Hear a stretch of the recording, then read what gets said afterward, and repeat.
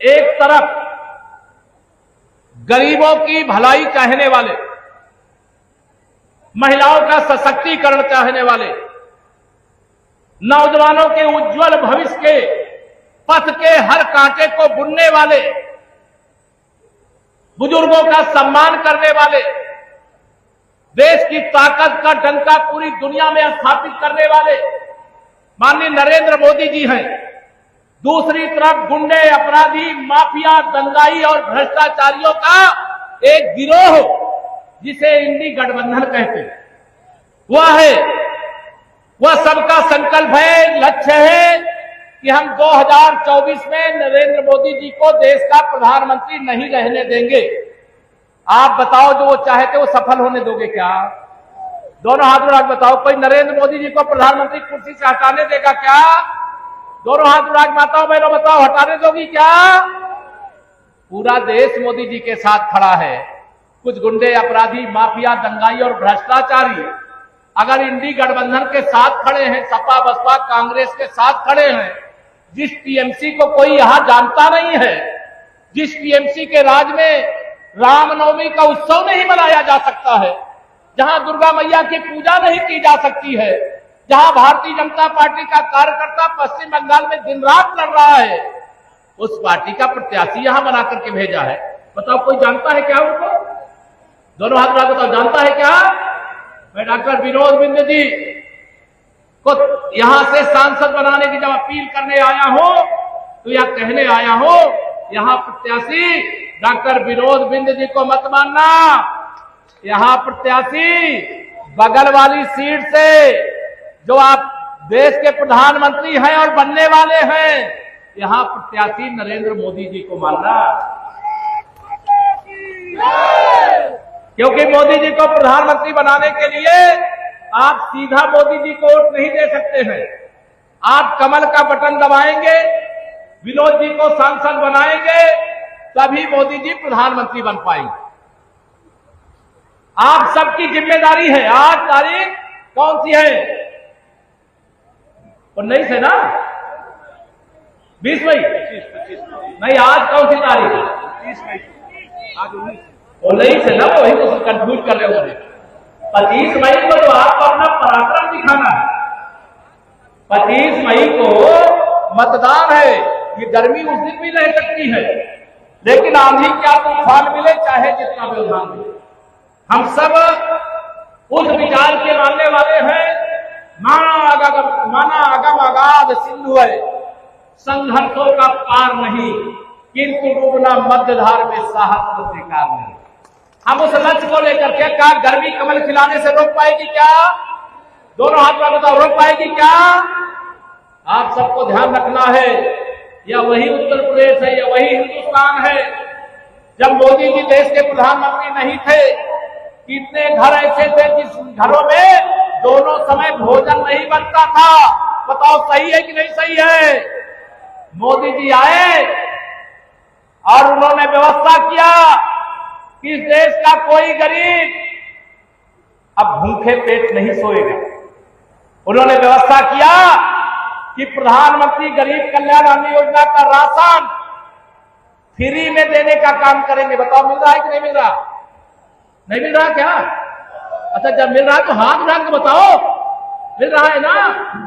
अब ये विरोधी सब चाहते हैं कि ये राशन की जगह भाषण सुनाओ। जब ये सरकार में थे, अखिलेश यादव जी सरकार में थे उत्तर प्रदेश में, बहन मायावती जी सरकार में थी, और ये जो कांग्रेसी हैं ये तो 60 साल शासन किए। 60 साल सरकार में थे। कभी फ्री में राशन देते थे क्या? दोनों हाथ लगा बताओ, कभी देते थे क्या? अब मोदी जी ने देना शुरू किया। अभी कल एक कांग्रेसी का मैं बयान देख रहा था कि हम आएंगे तो 10 किलो राशन देंगे। कहा है कि नहीं कहा है? वो 10 किलो राशन नहीं देंगे। उनका फार्मूला यहां बैठे हुए बड़े बुजुर्ग जानते होंगे। जब कांग्रेस की देश में सरकार थी तो वो कहते थे हम दिल्ली से 1 रुपया भेजते हैं और जिसके पास भेजते हैं 15 पैसा पहुंचता है। वो 10 किलो राशन देने की बात करेंगे, लेकिन मिलेगा 1.5 किलो। 8.5 किलो तो उनके दलाल खा जाएंगे, बेईमान खा जाएंगे। मोदी जी 2-2 हजार की प्रधानमंत्री किसान सम्मान निधि भेजते कि नहीं भेजते हैं? भेजते कि नहीं भेजते हैं? पूरा 2,000 मिलता है, उसमें कोई कमीशन जाता है? पूरा 2,000 मिलता है कि नहीं मिलता है? अगर ये कांग्रेस वाले होते, सपा बसपा वाले होते, तो आपको 300 रुपया मिलता। 1700 रुपया तो उनके दलाल का फिक्स है। ये मैं नहीं कह रहा हूं, ये कांग्रेस के प्रधानमंत्री राजीव गांधी जी ने संसद में खड़े होकर के कहा है। जो वरिष्ठ नेता लोग हैं उनको मालूम होगा, जो यहां बड़े बुजुर्ग बैठे उनको मालूम होगा। लेकिन मोदी जी ने कहा ना खाऊंगा ना खाने दूंगा, और जिसने भी खाया है, मेरे देश को लूटा है, मेरे गरीब को लूटा है, मेरे किसान को लूटा है, मेरे नौजवान को लूटा है, पाई पाई वसूल करके देश की भलाई में, गरीब की भलाई में लगा दूंगा।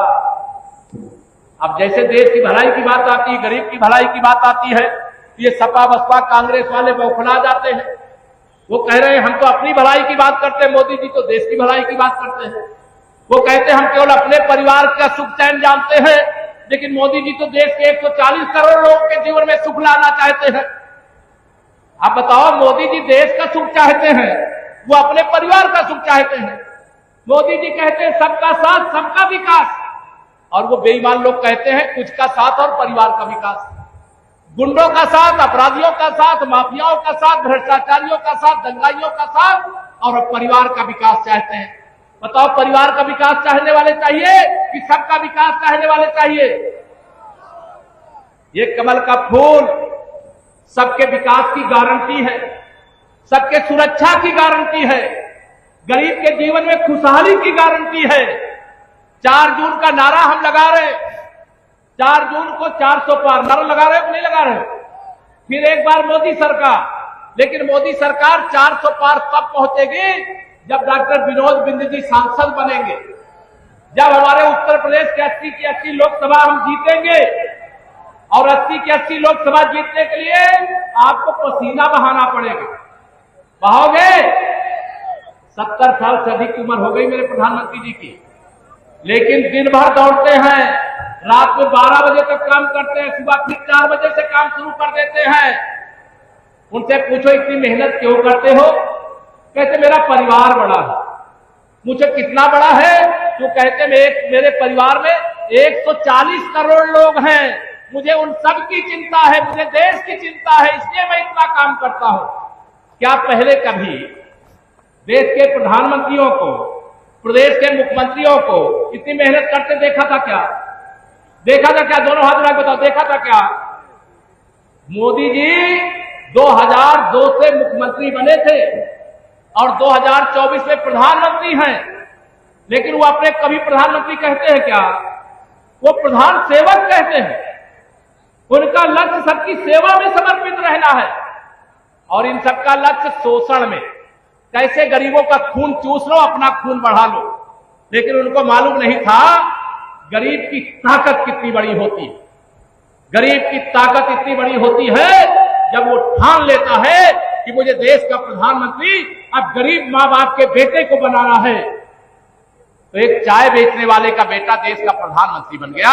ये आप सबके आशीर्वाद का प्रताप। मुझे मालूम है 2014 में आपने यहां से वीरेंद्र सिंह मस्त जी को जिताया था। 2019 में हमारी पार्टी से एक व्यक्ति और लड़े थे, जो अब हमारी पार्टी छोड़ करके कहीं और चले गए, लेकिन वो आपके बीच में आते नहीं थे। आते थे क्या?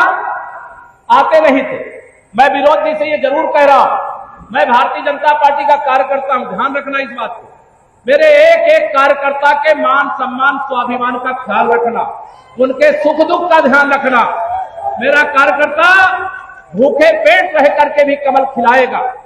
मेरा कार्यकर्ता दिन रात मेहनत करेगा, लेकिन मेरे कार्यकर्ता के सम्मान को आंच नहीं आनी चाहिए।